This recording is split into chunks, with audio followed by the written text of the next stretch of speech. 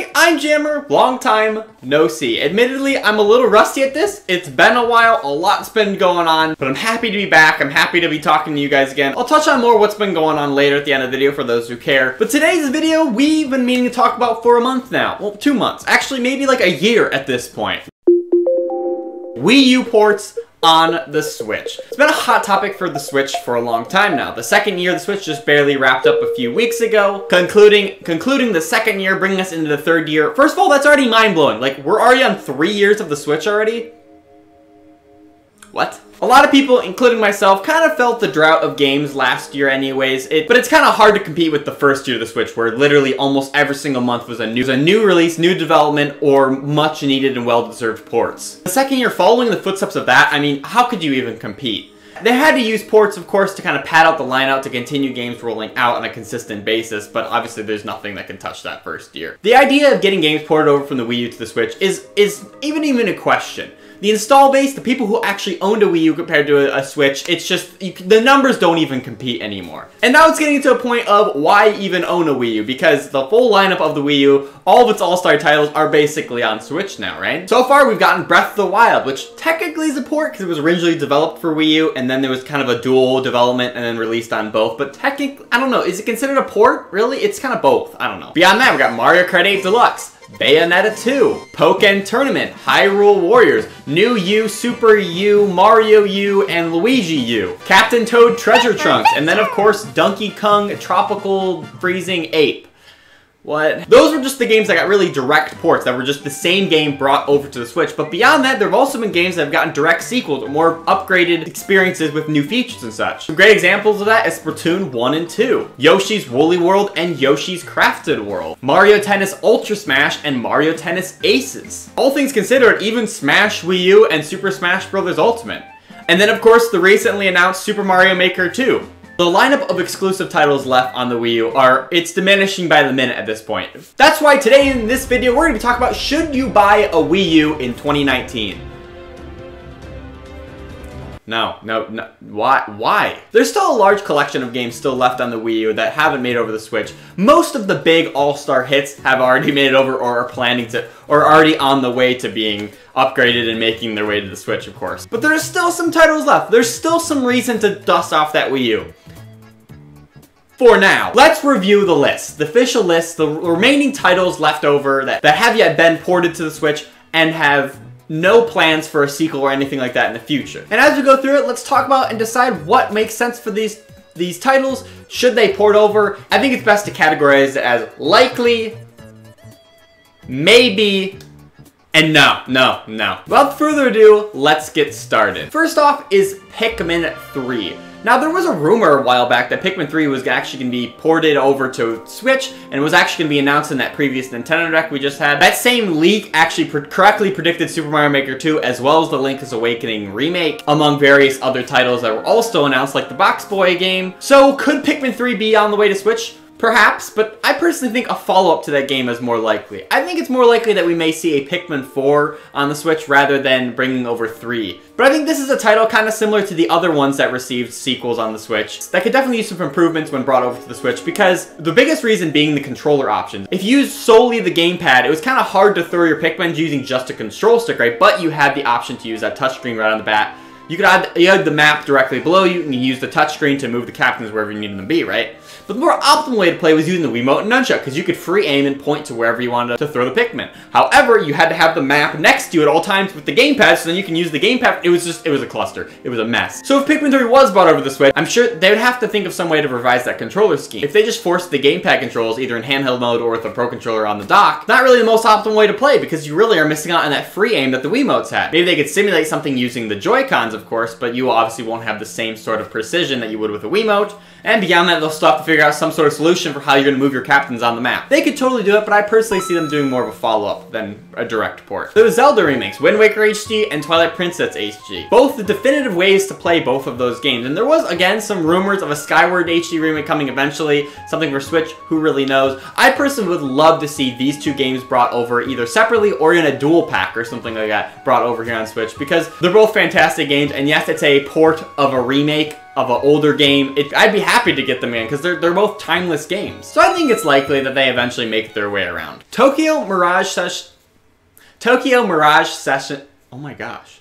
Tokyo Mirage Sessions Sharp FE. This was a game that a lot of people were very excited for because it was the first crossover of Fire Emblem and Atlas's Shin Megami Tensei. Everyone was so excited going into it, and it was kind of just not what people were expecting. But from what I've heard from a lot of people, it's actually still a pretty good game. It's too bad because it just didn't get the spotlight it probably deserved. I think it does have potential to be ported over, or maybe it's just left in the oblivion that is the Wii U and it'll be left behind forever. I just hate all that hard work of the developers to be just left behind like that. I think it deserves a second chance here on Switch. Then the wonderful 101, one of the launch title or near launch titles of the Wii U. Well, it had a very interesting mechanic using the characters. It was kind of like a pseudo Pikmin game, but a beat 'em up. You had a big army of civilians and stuff like that. It was a very interesting game. Similar to Pikmin 3, I think a follow-up, again, is more likely in this case, being Wonderful 201 or whatever you want to call it. Building off that, perhaps it's a co-op adventure due to the nature of two-player co-op whenever you want on the Switch, so then two-player play at the same time. You both control your little units of civilians and using the superpowers, whatever. The controls could see some revisions because I know it was kind of wonky. They tried to incorporate touchscreen controls as well as using the controller at the same time.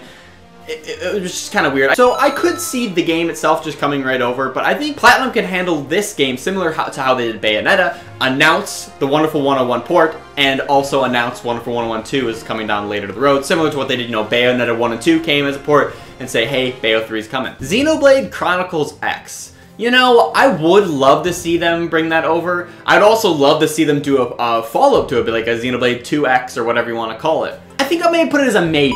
Just because I'm not confident it's going to come over. I mean, Xenoblade 2 had some amazing success, right? But I think they're kind of trying to move on past X and move on to better things with the series because, in my opinion, X's combat was just a mess. And I think finally with 2 and, of course, the Torna expansion, they really have been able to develop what kind of combat they want for the series in Xenoblade. Don't get me wrong, I'd love to revisit and play X again, but I also don't want to play that combat again. Maybe perhaps they do more a follow-up sequel, taking elements and story beats of Xenoblade X and now revamping it with the new combat system from Xenoblade 2.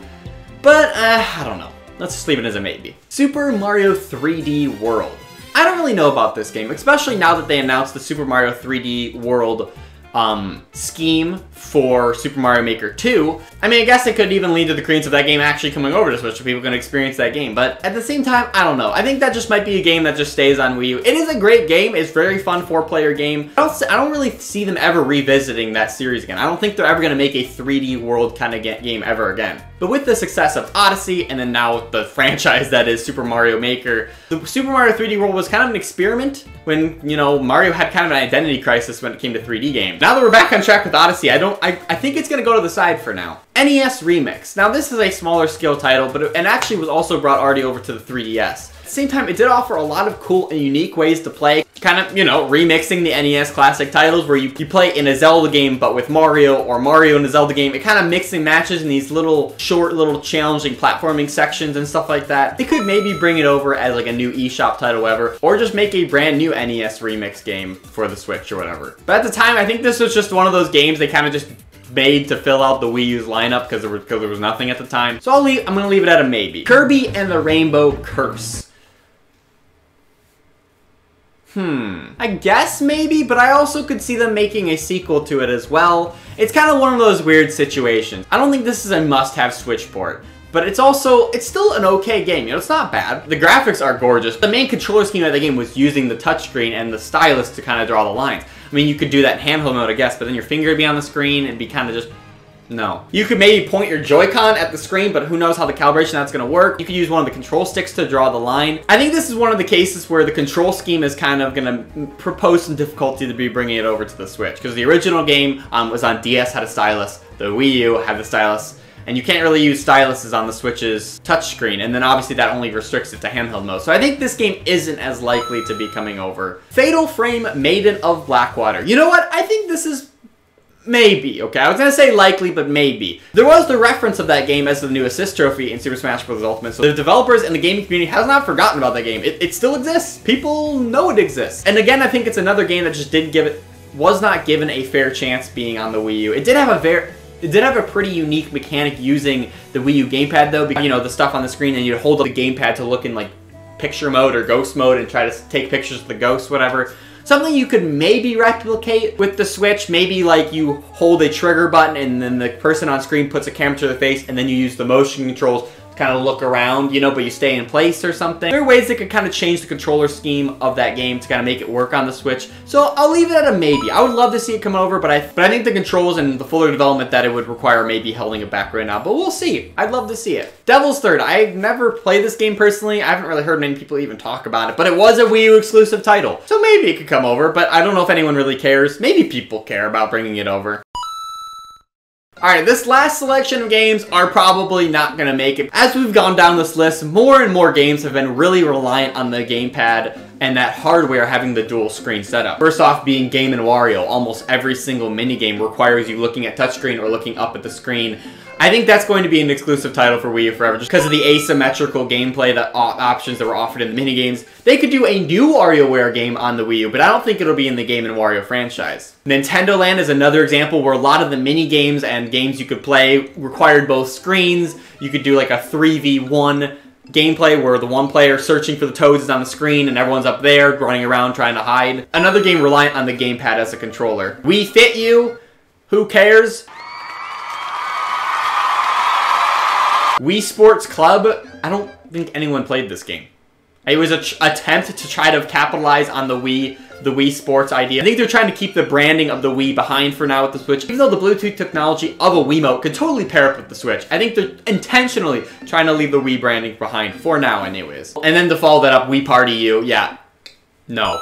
Star Fox Zero / Star Fox Guard. I think this game gets a little bit of a bad rap. Yeah, the controls are kind of a mess sometimes, but I think it just bombs so terribly that I think that Nintendo are just trying to run from it as far as possible at this point. They could try to readdress the control scheme of that game and bring it over to Switch, but I think if Star Fox is ever getting a new game on Switch, I think it's just going to be something completely different from Zero, because what Zero was trying to establish, it just didn't click with people. For some people it did. Some people it worked out, you know, but a lot of people were still held back by a weird control scheme. We'd use like the cockpit view for more precision aiming. It was just kind of weird. All they really need to do is use the stick for large movement and the motion controls for more subtle aiming, just like Splatoon aiming, just like Breath of the Wild aiming, just like literally any other shooter on the Switch right now, and boom, there you go. You got a fantastic Star Fox game again. Paper Mario, I spilt my paint. No. Get out. I know people defend this game that, oh, it's not too bad. It's not Paper Mario either. So leave it on Wii U. No thank you. If you're gonna touch that series, remake 1000-Year-Old Door, watch that sell millions of copies, and realize, huh, wow, that's like what fans want. Whoa. They don't want Toads. That's wow.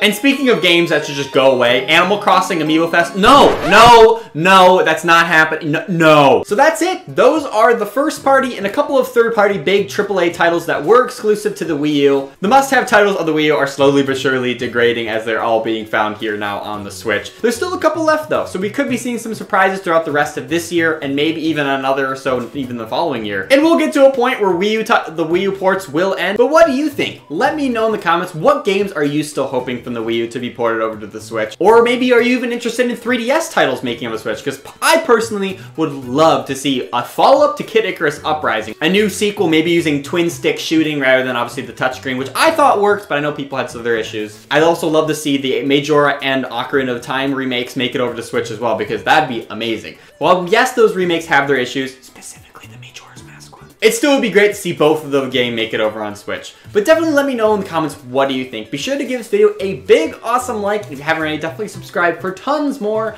on Wii U ports. Finally, for those who are curious, we moved again. Stuck in temporary housing, unfortunately, for the rest of this month. But we will be moving back to that house eventually, the one you saw in those previous videos I just barely had up. That's why I've been kind of away lately. It's been admittedly, it's been really hard. And I honestly have felt so guilty that I haven't been making videos, that I haven't been live streaming, I haven't been doing anything for you. I don't know. I mean, I know I shouldn't feel guilty. I know you guys will still be there. But at the same time, it's like, you know, I want to be interacting with you guys, and the whole reason you subscribe is so you can interact with me. And if I'm just like sitting on the channel and letting it just sit there and just doing my own thing for weeks on end, it's like, it it hurts. It hurts. I really don't like it any more than you do, and I know I'm probably being too hard on myself. I'm gonna do my best to kind of get back on schedule again, get back on track of things. But for now, I really appreciate all your guys' patience. It's been pretty hard lately. Thank you guys so much for watching. Thank you guys always for just coming out and hanging out with me. Anyways, guys, thank you so much for watching, and I will catch you in the next one. See ya!